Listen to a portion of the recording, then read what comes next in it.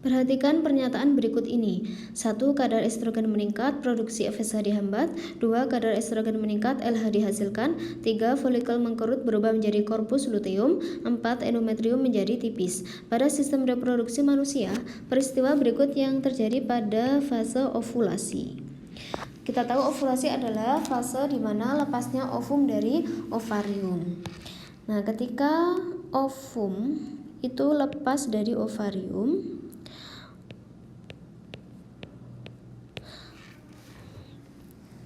sebelumnya itu akan dihasilkan hormon estrogen. Nah, hormon estrogen ini mempengaruhi hipofisis untuk menghasilkan LH. Untuk menghasilkan LH.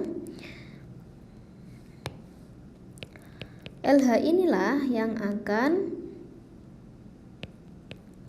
mempengaruhi terjadinya ovulasi atau pelepasan ovum dari ovarium. Nah, estrogen ini selain dia memicu keluarnya hormon LH, dia juga menghambat FSH. Nah, setelah terjadi ovulasi, maka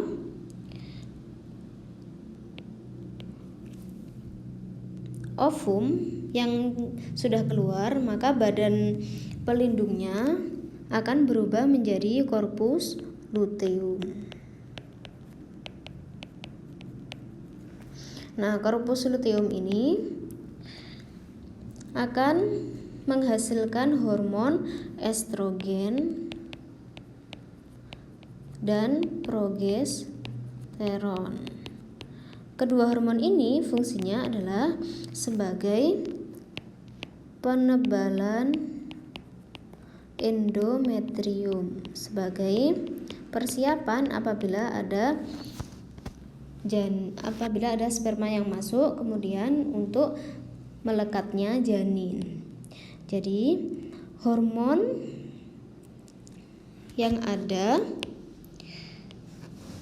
yang pertama estrogen meningkat, kemudian menghasilkan LH. Estrogen memacu hipofisis menghasilkan LH. Kemudian ketika estrogen meningkat, maka otomatis FSH tidak dihasilkan agar tidak terjadi pematangan ovum lagi. Kemudian habis itu korpus luteum. Setelah ovum keluar dari ovarium, maka badan pelindung ovum akan menjadi korpus luteum sehingga menghasilkan hormon estrogen dan progesteron. Kita lihat pada opsi jawaban. Kadar estrogen meningkat, produksi FSH dihambat, benar. Kadar estrogen meningkat, LH dihasilkan, benar. Folikel mengkerut berubah menjadi korpus luteum, benar. Endometrium menjadi tipis, salah. Karena justru menjadi tebal. Jawabannya adalah